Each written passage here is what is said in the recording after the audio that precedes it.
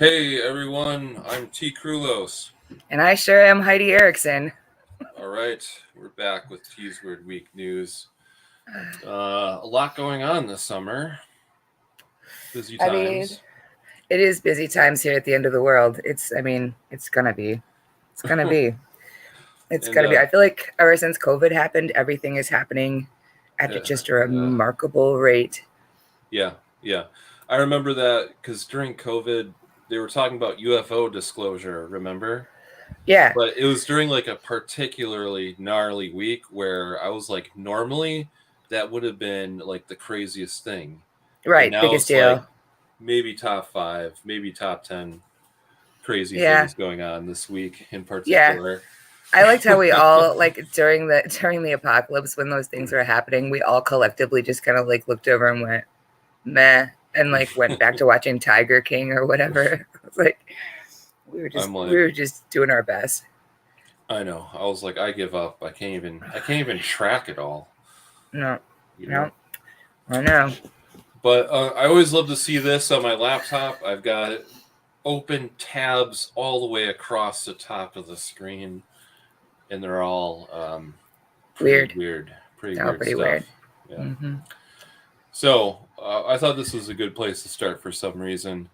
But we've talked on this show quite a few times about artificial intelligence and some stories that make Yeah. you make you think, make you hold your breath a little bit, maybe.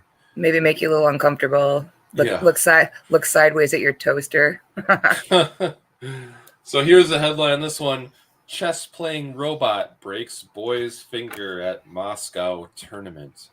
Yeah. Uh, Did you read the story? It's I, amazing. I didn't read the details of it. Oh my God. So, okay, I'd like to point out that this is not a shock headline. It's not like there were some gears and the little Russian kid stuck his fingers in them and broke his fingers. No, no, no. What happened was this little Russian chess prodigy was playing this robot. It's a chess robot. It's got like a little mechanical arm, picks up the chess pieces, moves the chess pieces around. It's like, Yep, yep, that's exactly what it does. And like, this is how, because in Russia, like chess is a big deal. It's a super big deal. To be a Russian chess master, like that's a piece of verbiage that exists in the zeitgeist for a reason, right? So they train their small little comrades up by playing them against an essentially unbeatable machine, although the machine has been beaten from time to time. This is the first time, however, that the robot made a move and the kid was too fast. The kid immediately had a counter to the move. So as soon as the machine put down its piece, the little boy reached out to move his piece and the fucking robot grabbed his finger and squished it until it broke. It took 3 people to get the robot off of the kid. So it's not like it was an accident. The robot did it on purpose. I would like to point out that it was not programmed to do anything like that. It was not programmed to react to any hand movements. It was not programmed for any sort of defensive anything. It was programmed to analyze the chessboard and move the pieces in accordance with what it thought would be the best move. But it grabbed this kid's finger and broke it. That happened. The Russians are playing it very Russian. They were like, well, obviously that is bad. Like literally, that's a quote. That's a quote from the article. Well, obviously that is bad, but many times they have moved the pieces, and this is the first time something bad has happened. So They're like, probably you play robot. Sometimes you get fingers broke. It's no right, problem. right. It's like it's whatever, and like their whole thing was like, oh well, you're supposed to wait like a second or 2 seconds in between the robot's move to move your piece. That's how the robot, like that's how the rules are set up. Which okay, like fair and fine, but if someone I'm playing checkers or something, shoots and ladder, like I don't even Mario Kart, and I can get heated.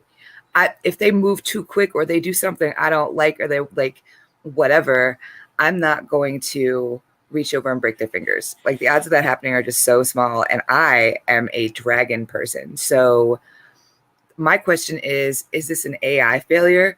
Because what they've been glossing over in the article, they didn't mention it, was that the robot was not programmed to do that. Hmm. It had no programming that suggested that it should do that anywhere in its programming. So that's weird because it suggests that it's capable of taking actions that are not in its programming, which is bad. Or is this robot possessed of the spirit of a cranky old Russian grandpa?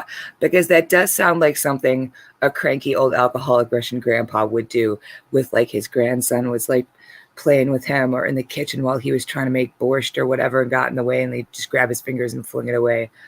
Either way, there's something up with the Russian chess robot and it broke this kid's fingers. That's what happened. Yeah. This story struck me very much because I wrote a book in 2019 called Apocalypse Any Day Now. And one of the people I interviewed for that book was a guy named Seth, who was a member of the Catastrophic Risk Assessment Group. That doesn't sound stressful at all. In which they analyzed different potential worldwide threats like, war. And one of the things was artificial intelligence. Yeah. And so I was like, so could you give me an example of where we might be concerned about artificial intelligence evolving too quickly? And he was like, sure. Imagine this. You're playing chess against a robot, and the robot decides that the best way to win the chess game is to kill everyone inside of the room. Yeah. Then there's no way that you could win the game. Mm-hmm. He's like, or, they could even take it further and be like, maybe I just need to kill everybody so they can never win the chess game. So Right. when I saw this story, I'm like, maybe this is the first finger being broken in this scenario. Yeah, like we talk a lot of cheese about the artificial intelligence situation, you and I do, because, I mean, let's be honest, there's a fair amount of whistling past the graveyard going on there. Because, in fact, some of the smartest people in the world, including Stephen Hawking, who was, in fact, not a nice person. I like to point that out every time we talk about Stephen Hawking. He was kind of a dick, actually. But, nonetheless, a very smart man. And he said, although he was like, yeah, climate change is a real thing. That's definitely going to bone us. But before climate change or a mass pandemic or a nuclear war has any chance to do that to us, it'll be AI. He said AI was the biggest threat to humanity that was on the face of the earth. Stephen Hawking said that. He was a very, very smart man. Yeah. Also today, if you didn't see, Google finally came out and fired not just the original guy who said that their AI had been sentient, but every single motherfucker on their team who dared to be like, all of them, kicked him out the door and then issued a very lengthy statement that was like, everything's cool. There is no sentient robot. That is not a thing. Go on about your business, which was not suspicious at all. Not at all suspicious. So that's the thing that happened on the same day as a robot broke a kid's finger. Wow. So there's that. Okay. Right? Exactly. Okie dokie. Yeah. And I mean, chess and AI has long been sort of a metaphor. It was called, I think the computer was called Deep Blue. It was like the first computer to beat someone at computer to beat a chess master.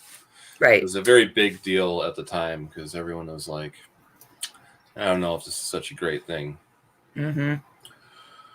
Okay. Why don't we move on to some Loch Ness Monster news? I'm always down for Loch Ness Monster news. Yes. People still are seeing it. There's been several reported sightings that have happened over the last year or so, for sure. People have reported seeing it. So there's been, before we get into the topical news, people have reported seeing this for centuries. But the modern sightings started in the 30s. There's a photo called the surgeon's photo because it was taken by a surgeon. This was 1933. A gynecologist, actually. Yes, right. And this is probably one of the most famous images in cryptozoology, along with the Paris and Gimlin Bigfoot strolling through the woods. And, you know, it's always irritated me a little bit because people are like, oh, that was a hoax. It's totally a hoax. You know, and I was like, where are they getting that from? So I'm just going to read this. This is a commonly said thing. Is the surgeon's photograph a hoax? Unfortunately, yes. In 1994, 60 years after it graced the pages of the Daily Mail, Christopher Sperling verified the photograph as a hoax by admitting his involvement in its production. Sperling was the stepson of Marmaduke Wetherell, a famed big game hunter. Let us just stop to reflect on that name, by the way. A big game hunter named Marmaduke Wetherell. Just beautiful. Amazing. Absolutely beautiful. Absolutely poetry. Marmaduke says he had been hired in 1933 by the Daily Mail to find the Loch Ness Monster, and he found footprints leading from the lakeshore into the water. However, the Natural History Museum concluded the tracks had been made with a dried hippo's foot, which was a popular umbrella stand at the time. So he was embarrassed by that, being a big game hunter. He'd been fooled by an umbrella stand. Okay. After Sperling revealed the photograph as a hoax, he explained that Wetherell had enlisted his help to create a model of the monster's neck and place it on a toy submarine. Robert Kenneth Wilson was a gynecologist, and they chose him to give the photograph to the media because of his trusted reputation as a doctor. Do you see why this, like, oh, it's just a hoax, it's a common fact, but do you see why it doesn't jive with me? Because they're saying that this guy helped a big game hunter, and then in turn that big game hunter gave the photograph to the guy who originally turned it in. Right. I was like, what if this guy is just a liar? What if he had nothing to do with it? You know? Right. So, also, I'd like to point out that I think there can be hoaxes and also still be a real thing happening at the same time. You can put a guy in a gorilla suit and have him walk through Washington State, but that doesn't mean that every single Bigfoot sighting ever was a hoax because one dude walked through Washington State in a gorilla suit, right? Like, that doesn't mean that at all. It just irritates me because skeptics will be like, it's a fact, that was a hoax. And you shouldn't, but at the same time, they're like, you shouldn't believe everything that you hear. I'm like, well, maybe you shouldn't. Maybe this guy made up. He was hungry for attention. He was like, oh, yeah, I faked the Loch Ness Monster photo with my toy submarine. How do we know? Like, this guy could be just as a big a liar as anyone else. Right. So, another thing that skeptics have argued is that it could not be a plesiosaur because plesiosaurs needed to live in a saltwater environment. Sure. And the Loch Ness is not, it's a freshwater. So they didn't find a fossil in Loch Ness, but the University of Bath has found fossils of plesiosaurs in what was 100 million year old river system that is now Morocco's Sahara Desert, suggesting they did live in fresh water. So it would be possible. I love this word plausible. It's like the least confident building word of all. Right. Plausible. It's plausible.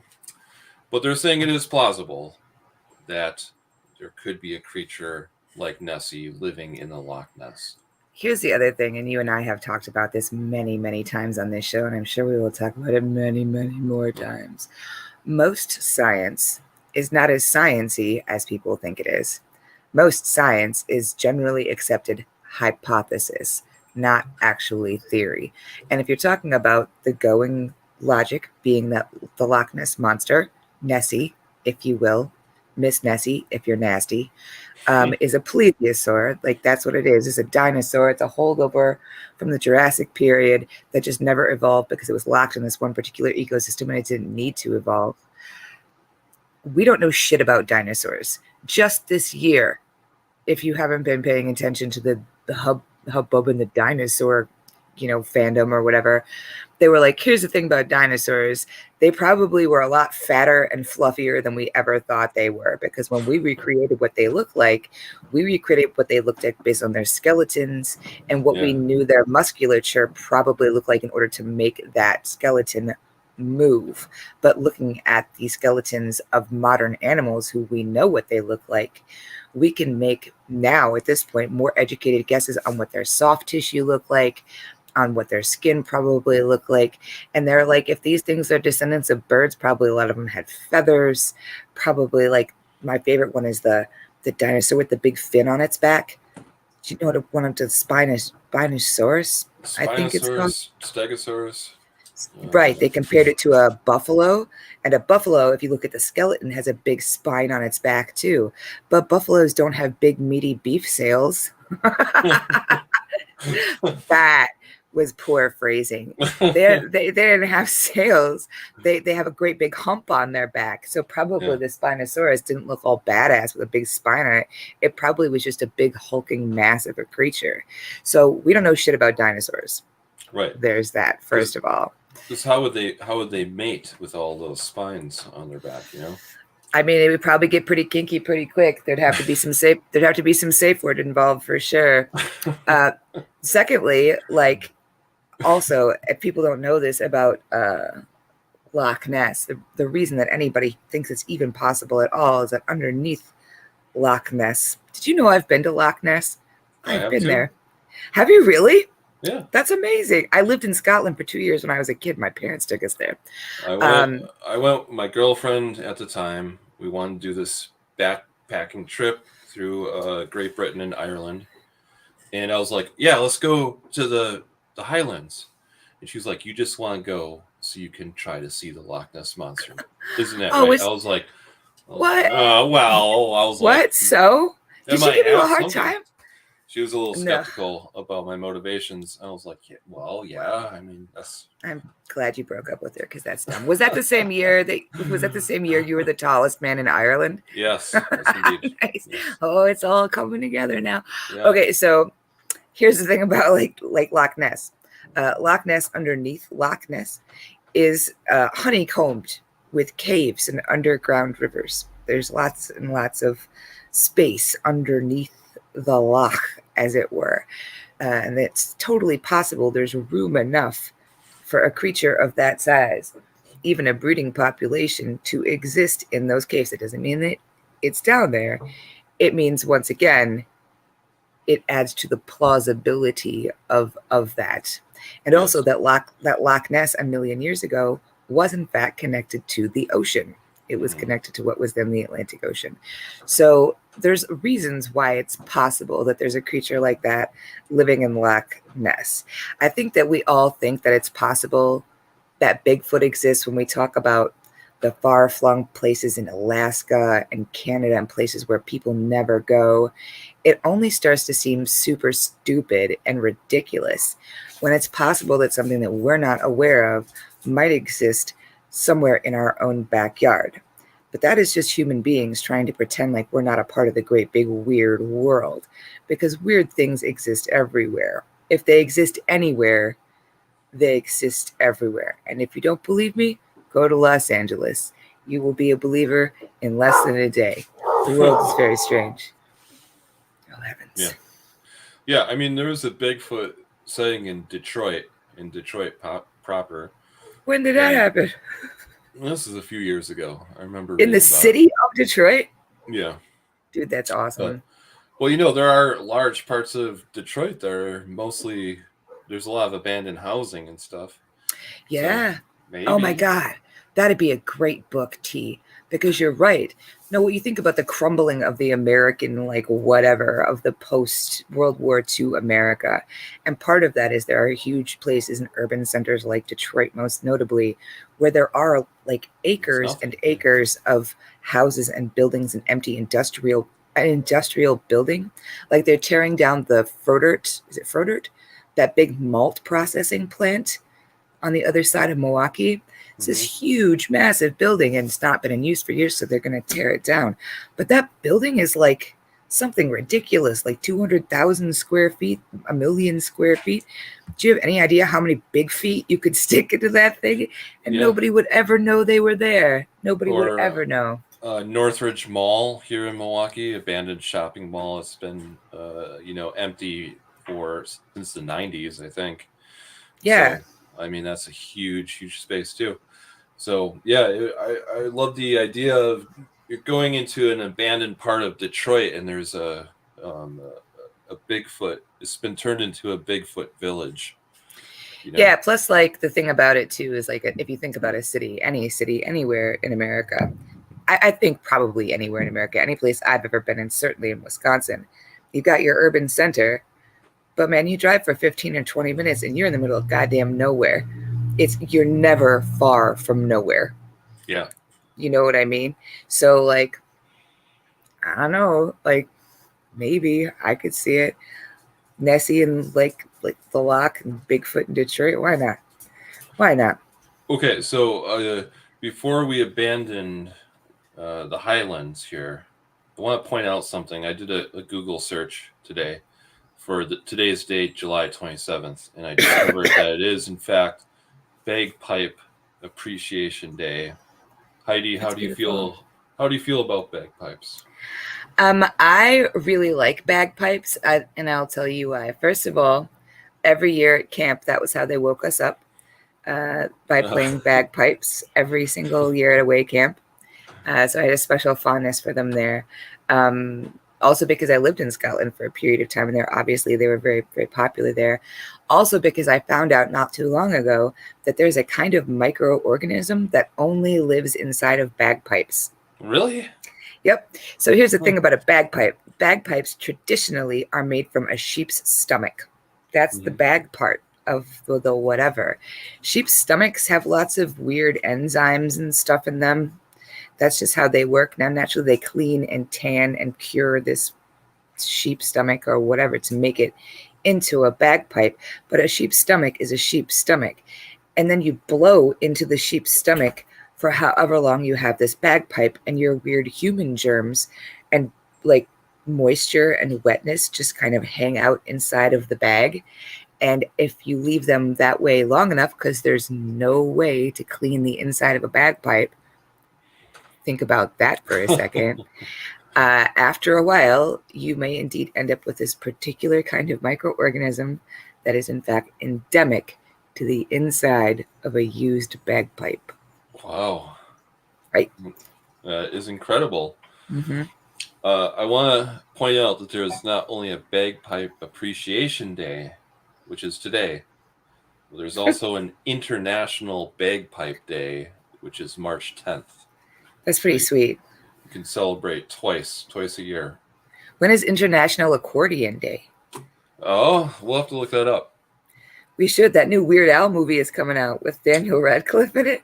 That's awesome. That's I can't awesome. wait. I love it. I love it. Oh, I cannot wait. I was such a huge Weird Al fan when I was a kid. And me and my friend wrote a joint letter to Weird Al. This is probably 1989. And he had a fan club address, like a P.O. box. So we wrote him this letter saying, "You're the best, Weird Al." And a month later, we both got a signed black and white glossy photo that was signed to us. Thanks T, you're awesome, and thanks Andy, you're awesome. Oh, that's Something so like that. cool and sweet. Do you still have it? I do somewhere. It's packed away in a file box somewhere. But Oh man, you got to put that up on the wall, dude. That's so important. Yeah, I really love Weird Al. I think he's a super genuine. Everything I know about him as a celebrity, as a character. I obviously don't know Weird Al, and I'm sure very few people truly do. Just makes him seem like just such an incredibly cool and nice person. And Daniel Radcliffe is the perfect person to play him. I don't know if you guys saw Swiss Army Man. Did you watch that film? Well, we talked about it. Remember when it was around Oscars time? We did the quest for the weirdest movies, and that was one of the top picks. Yeah, Swiss Army Man. I think that watching him do that movie and like seeing him in like subsequent interviews and stuff, and knowing that he was so excited to play Weird Al Yankovic, he was so excited. He was like, "This is the role I was born to play." He said that. I was like, okay, well, this is going to be fucking awesome. Like, let's do it. Let's do it. And it's funny because the movie, it's like a parody. It's a parody of like those like VH1 behind the music type things. Right. Where in this movie, like Weird Al is like getting super fucked up and drunk and like has this sensational affair with Madonna, when in real life he is a vegan. He doesn't do any drugs or alcohol. You know, Yeah. he's Happily happily married for married. Yeah, 40 years. Yeah. yeah. Amazing. I So love that. And I love that he signed off on that. I yeah, love that Weird Al was like, absolutely.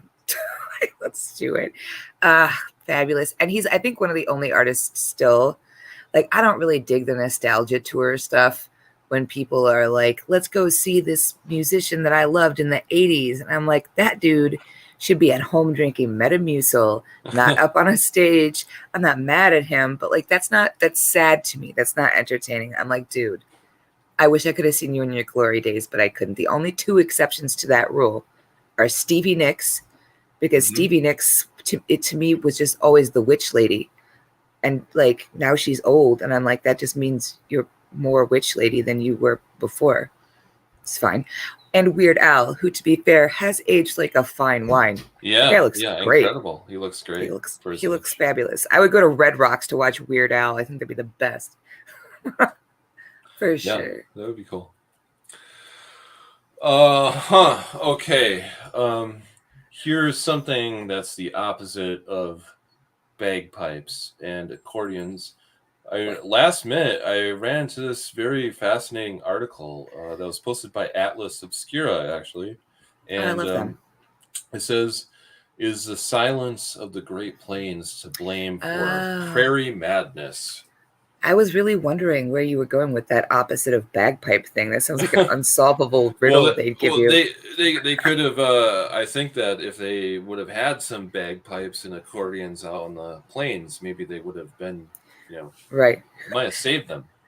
Well, okay. So this is a super fascinating article, and if you guys have never checked out Atlas Obscura, you really should. A super cool publication. They've put out a couple of like coffee table books, but their web access stuff is super interesting.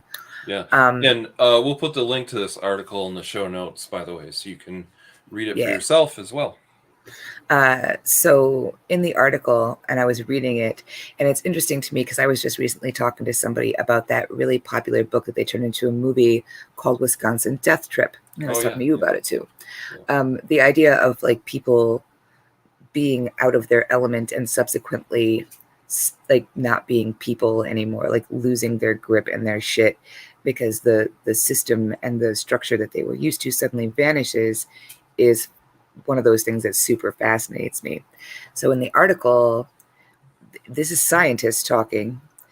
There's a guy who's an anthro-sociologist, some really fascinating title. And he specifically studies the development of the human ear and how that has affected the evolution of society, of civilization, which, wow, guy, way to find your shit and just way to carve a niche out for yourself, bud. That's great. Good for you. Corner the market. His name, by the way, Alex Velez, a paleoanthropologist from State University of New York at Oswego, and a new paper by him was just published in Historical Archaeology, where he discusses this. Yeah. Wait, isn't all archaeology historical? Am I wrong? I guess so. Well, I'm trying to think if there would be like a what's it called? Contemporary. When you embed yourself with a group of people. I suppose that's still anthropology. Yeah, I think so. Or archaeology. But yeah, most of it I would say is historical by nature. Let's not split hairs. The guy's a smart science man. Yeah. And he does smart science guy stuff, and other smart science people are like, we're going to put you in our smart science publication. And that's what happens. So the dude was like, essentially, he compared it to one of those anecho chambers, which I thought was fascinating. And an anecho chamber is like when you think of a place that almost looks like a recording studio, it's got like the foam triangles and stuff all over the walls and the ceiling. But there's one, and maybe you know the name of this, I know we've talked about it before, that's pretty famous because I think the longest anybody has made it in that room has been an hour before they have to leave because the deprivation of sound means you can hear all of your bodily functions including every your single heartbeat. time.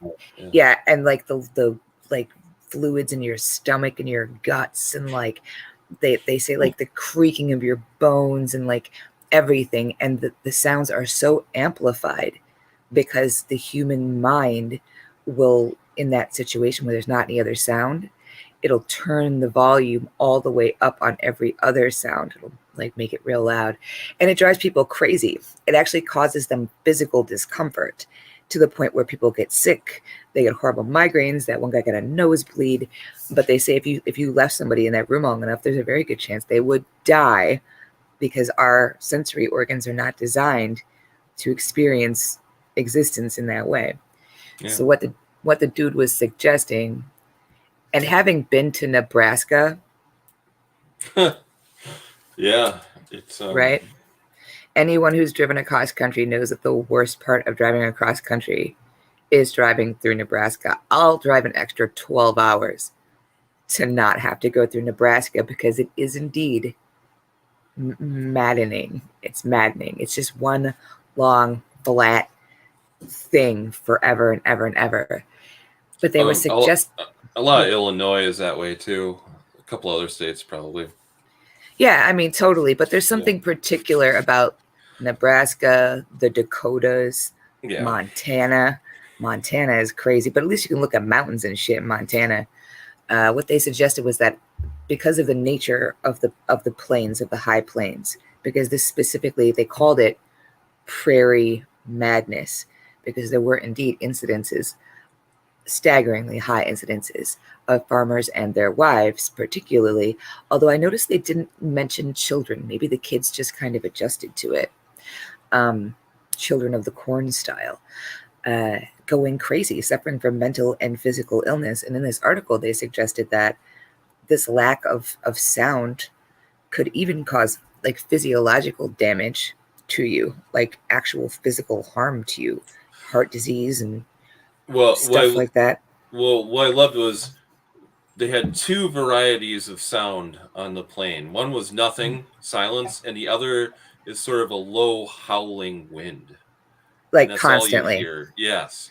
Right. So I was like, okay, now I get it, because the silence, I think it would get to me after a while probably, but that like low howling wind constantly, that would drive me fucking batshit, I think. Right, sure. Totally.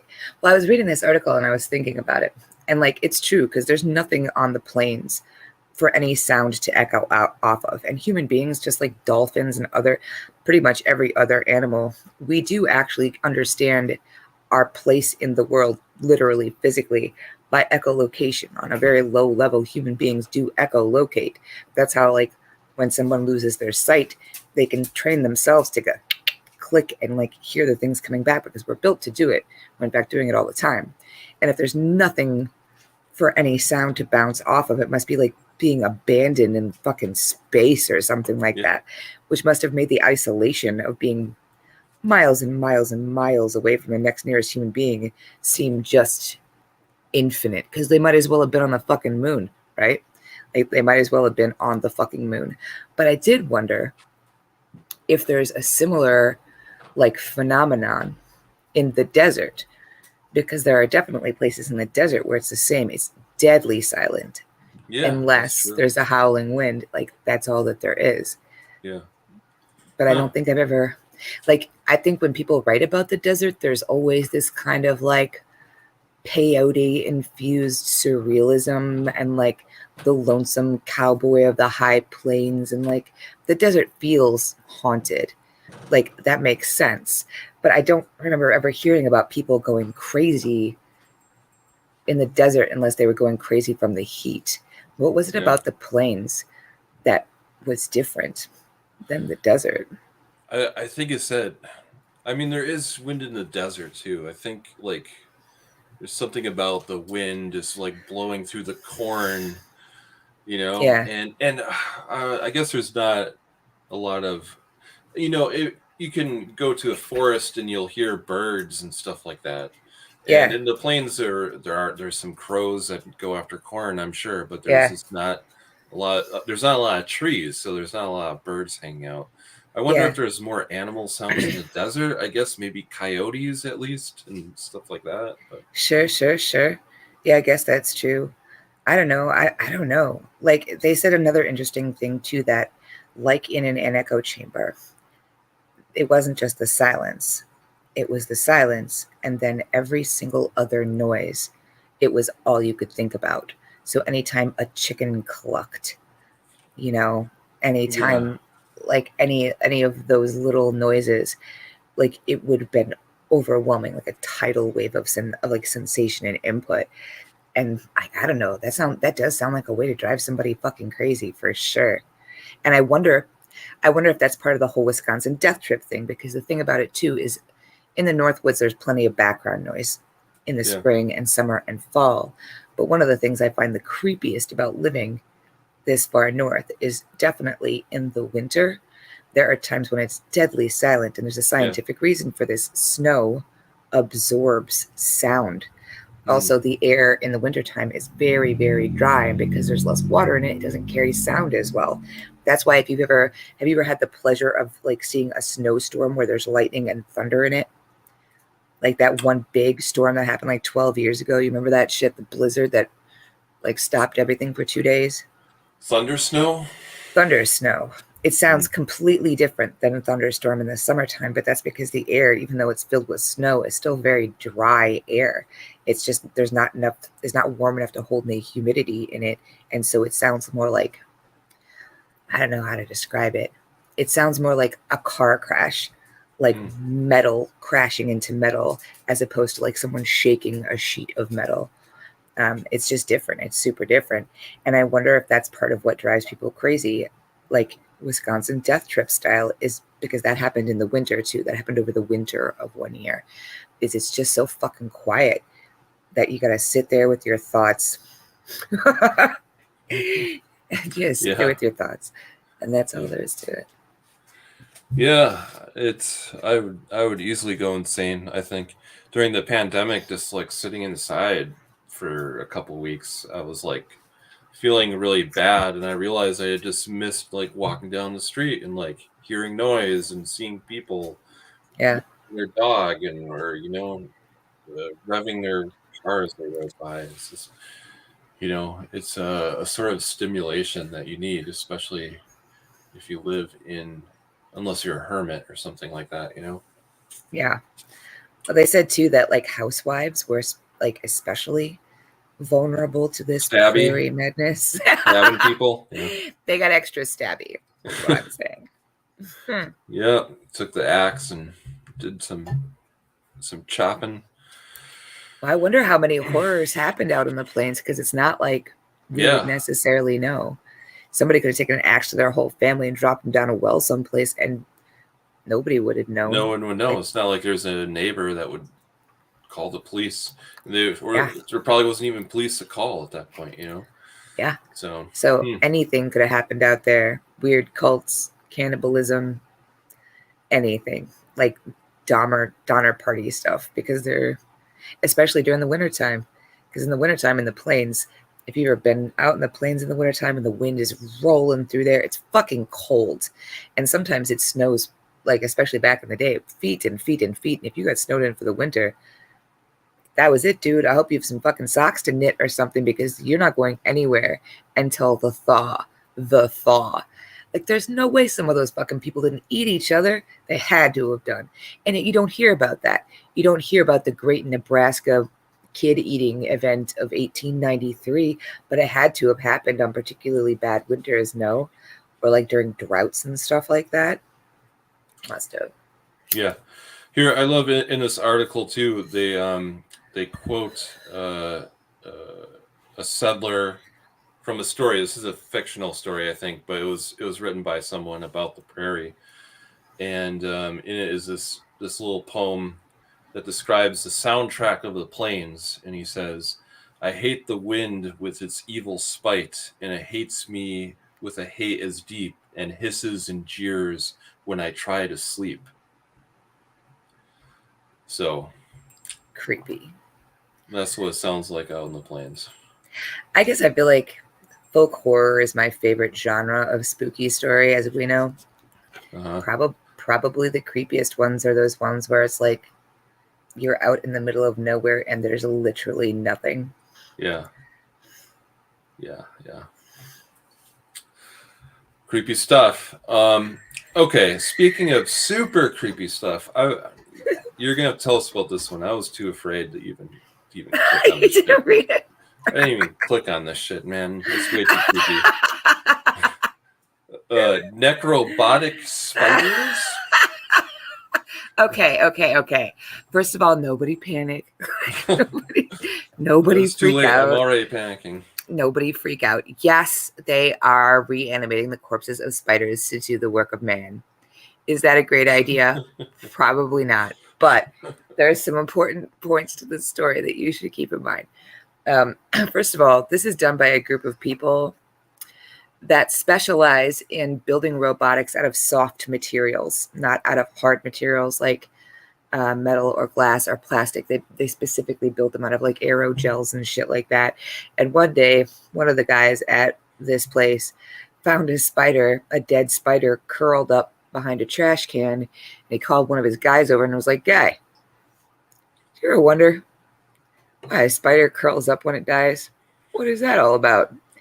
And so they looked into it, and it turns out that the reason is that a spider doesn't have a pulmonary system, and it doesn't have muscles like we have. But when we move, it's because there's a pair of muscles working together. There's one that's contracting and one that's expanding, one that's contracting and one that's expanding. A spider's body is set up so that it's always contracted, and then there's a little like pocket in its brain that like squeezes down to increase the pressure in the body, and that's what opens up its arms and legs. And it can do it in quick enough succession that it can move, it can skitter around. Yeah. So they took this dead spider, right? And then they just it's going to get gross, you guys. There's a trigger warning. I'm about to tell you gross stuff. They take a long hypodermic needle. First, they kill the spider. I'd like to point that out. Spiders are harmed in the making of these necrobotic robots, which is a great name, and I'm really proud of them. Necrobotics. They take this little syringe, this needle, and then they stick it into the spider, and they stick it right into that little brain pocket, right? And then they super glue it to the spider. That's real. They super glue it, and then all they do is they there's a tube that comes out of the needle, and they just pump air in and out of it. That's it. There's no mechanical. Well, I guess technically it's mechanical. They have not hooked AI into the zombie spider robot, which I know is because you guys are seeing a pattern here. That's not happening yet. Yeah. It may happen at some point. Also, the spider is not being brought back to life by the use of cybernetics, a la Darth Vader. That's not happening. It's literally they're just moving the body of this spider around because spiders have a really simple locomotion system in their bodies. They're nowhere near being able to do that with like a dog or a person. It really is less like, okay, now the zombie robot spiders are coming, and more like the guys at this company are really gross. Here's my favorite part about this article or whatever. There's a little like diagram that shows how they do it. Step 1, step 2, and then the final, what you got there is an illustration. So it shows you how you can do it if you want to try it for yourself. It's super funny because it looks like the illustrations in a Boy Scout manual. Yeah, right, it literally looks like they're trying to show you how to build your own robot zombie spiders. So funny. And you definitely could. It's actually not that hard, it turns out. You could build one yourself right now, today. But yeah, it was just a gross thing that they did. They could eventually, I don't think that we're in any danger from like robot zombie spiders at all. Although I would like to say that if they do end up hooking this up to the internet, because their plan is to use these things to to crawl inside of machines and like do little things, or they pick like fine motor skill things in spaces that humans can't get into, essentially. And those ultimately would be hooked up to a computer that would make those choices and decisions and move them around. I guess there is a possibility, hypothetically, that we hooked it up to a computer that was hooked up to AI, and then the AI sent the robot zombie spiders to destroy us. I guess that is possible. Right now, the robot zombie spiders only have about 1,000 moves in them before their little corpses start to fall apart. But they're pretty sure they can fix that with like advanced polymers. So essentially just like Loctite, like plumbers use. I told you these guys, like they're just a spider that you dip in like a glue or a polymer. If you ever think that anybody in the world who thinks that like they don't have what it takes to be an engineer or a scientist because they're not good at math, I have met and known and conversed with many people who do scientific high level shit. I tell you, they are all just the kid on the playground who pulled the wings off of flies. They're just weirdos who want to see what's gonna happen, and they will absolutely use duct tape, peanut butter, dead spiders. It doesn't matter. It doesn't matter. It doesn't matter at all. These guys are just weird and gross, and I'm happy for them that they are. And that's what's going on with the necrobotic spiders. Nice. Our sound engineer Andrew found this story. They posted in the T's Weird Week group, which you can join on Facebook if you just search for it. This story's messed up. Skittles. You know, I enjoy some Skittles once in a while. However, it's one of my favorite candies. I was very upset. But there was a lawsuit filed last week in which a consumer alleged that Skittles were unfit for human consumption. Yep. Because they contain titanium dioxide. Yep. And this is a problem for a lot of reasons. First of all, before y'all start screaming how it's like the old lady who sued McDonald's, which, first of all, she had every right to sue McDonald's for sure. Titanium oxide, is it titanium dioxide? Dioxide, yeah. Has absolutely been outlawed in France and in other places where they were like, they said this chemical is not fit for human consumption, which is where she got the verbiage for this lawsuit, because that chemical had already been deemed not fit for human consumption by people whose job it is to figure out whether or not we can eat stuff. Yeah. So she was right there, and the amount that is in there, it exceeds the limits set out by the FDA. It's already heavily regulated, but the limits that are set there, Skittles, apparently, they go over it. The thing that I thought was interesting about this is, like, remember back in the day, people were talking about like yellow number 5 or whatever, red number 3, those right. particular colorants, and they were like, we can't have those in there because they cause cancer. They're carcinogenic. And everybody was like, the red M&Ms, yeah. The red M&Ms. And everybody except the most helicopter of moms were like, meh, like, how much cancer can it cause? You know, whatever. This article that Andrew shared is amazing in that it explains what this chemical does and how it causes cancer. This is going to freak you out. What it does is it's got genotoxicity, can cause genotoxicity. The way that these things cause cancer, these food additives, because there's a lot of them, and there's actually another one in Skittles app, according to this article, that is also carcinogenic. The way that it does this is it actually damages the proteins in your DNA. It damages the bonds in the DNA. That's bad, because where cancer comes from is cancer is just your own cells trying to multiply as cells do. But when they do it bad. And instead of making good cells, they end up making cancerous cells. And then sometimes those turn into tumors and eat you from the inside out. Not great.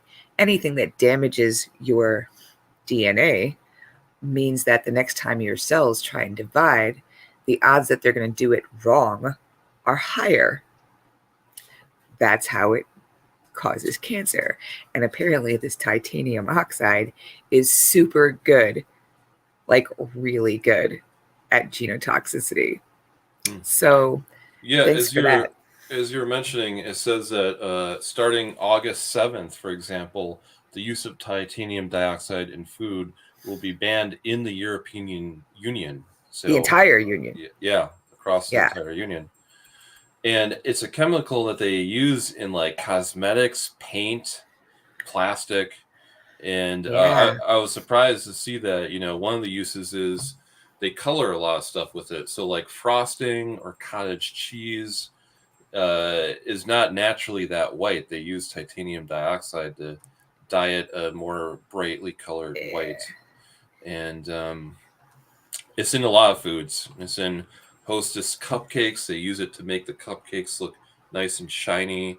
And Yeah. it's in some other candies and delicious desserts as well. Well, Unfortunately, I think about it too is like part of the reason that people who can't afford to buy super fancy food have higher incidences of cancer is that they tend to consume foods that are shelf stable and inexpensive. mm-hmm. And things that are shelf stable and inexpensive almost always have a shitload of additives in them. They're mostly chemicals Yeah. because fresh food, fresh whole food, eventually will rot. And this stuff won't. Also, you can fill a thing with enough sawdust that you can charge $1 a piece, but you can't fake like actually you can fake beef, but that's expensive too. But if that's true, like it's not, and it's not shocking when you think about what was that pesticide that we sprayed on everything for a million years, and DDT. DDT. And there's those videos of people from like the 50s sitting in their hoop skirts on the sidewalk while these big ass trucks rolled by and just blasted them with clouds of this stuff to prove how safe it was. Except it turns out it wasn't safe at all. It was bad and not good and was carcinogenic. Or like even like if you look at the names of the colors of paint, I think about this all the time. Like there's a paint that's called cadmium red. Cadmium red doesn't have any cadmium in it, but it used to. And the reason it doesn't have cadmium in it anymore is because cadmium is stupid poisonous. It's very, very poisonous. And do you know what the color of white is called? The base color of white? Mm-hmm. Titanium oxide. Oh, okay. Yeah. Right. So that's not good. Yeah.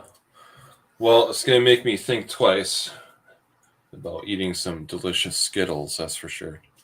Fuck, that's really bad, man. I really do like Skittles. I literally almost bought a bag of Skittles yesterday because I was like, I haven't had some Skittles in a while. No, wrong.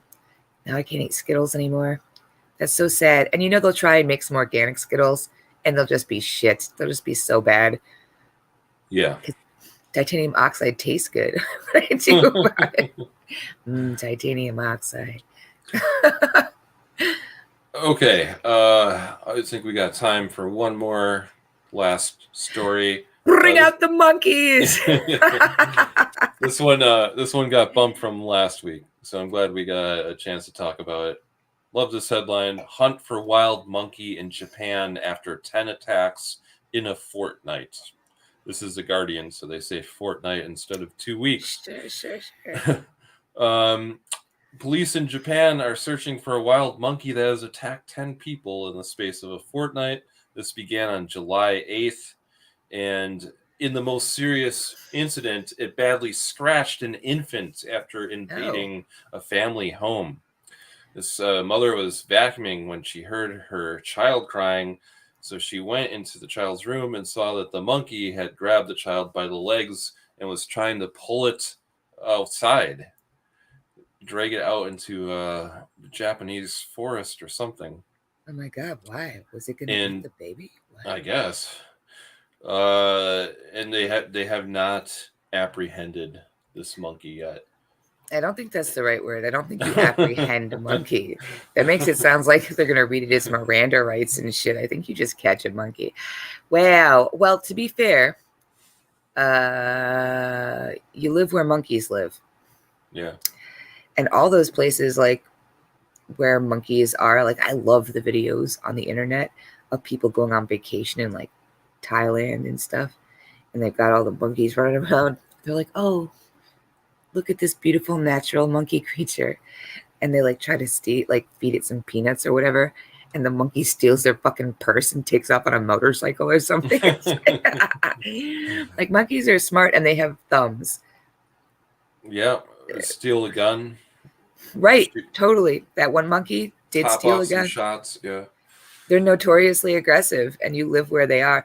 Like, every now and again, there was that guy a couple of years ago that got gutted by a cassowary in Australia. Right? Do you remember that happening? Cassowary is a great big giant bird that's got knives on its feet and a bad attitude. They're not good. They're like ostriches on meth. And like, they are feared of all the creatures in Australia. And when that happened, everybody was like, oh, that's a bummer. But you live in Australia. Yeah, I was gonna say you got to fight for your life against animals in Australia. Yeah, like, that's They're just gonna happen. You're lucky it wasn't like a kangaroo or something like that. I love how in Australia they have koalas, and in America, like, we Lisa Frank the shit out of koalas, and they're so cute and they're so fluffy and they're big ears and they're big eyes. Except in Australia, they call them drop bears because they'll land on your head and literally gut your fucking face. They all have syphilis. And they shit diarrhea on everything because they only eat eucalyptus, even though eucalyptus has next to no nutritional value and has oils and elements in it that slowly kill the koala. Like, wow. And they sleep for like 20 hours a day, and then they spend like 4 hours just terrorizing. Yeah, just dropping on people's faces, and not good. Not good. So, I mean, like, that's bad. I feel bad for them. I think that's unfortunate. But also, you live where monkeys are. Keep your goddamn windows closed. You know what I'm saying? Yeah. Like, I would. Yeah. Yeah. So they're on high alert there. This is in the district of Yamaguchi in Japan. I'm not going there. I don't watch it. Like, okay, if you were attacked by a bear or like a shark or, a Komodo dragon or something, and they were like, oh, did you hear what happened to T? He got eaten by a fucking Komodo dragon. You'd be in the afterlife being like, that's right, I got eaten by a fucking Komodo dragon. Amazing, because I'm a badass. But if somebody was like, did you hear about T? He got his shit handed to him by a monkey. He got shanked by a monkey with a piece of bamboo. No, I don't. No, no. No, sorry. I'm good. Hard pass. Andrew, you have to find just the right sound effect for Bring in the Monkeys. It's so important. It's a make or break. If you guys have an entire soundboard of monkey noises to choose from, I'm sure. If you guys have the perfect sound bite for Andrew for Bring in the Monkeys, please send it to our email so that he can have it. Amazing. Yeah, that's right. teasweirdweek@gmail.com is where you can send any questions or comments. Yeah, or good weird stories. Tell us about it. We want to know more. All right. Very interesting world that we live in, Heidi. Indeed. So thanks for discussing the news with me. And thanks everyone who tuned in. We didn't get any comments, but we saw Shane and Ray and a couple other people were tuned in. So thanks for tuning in. Thanks, guys. See you later. Bye.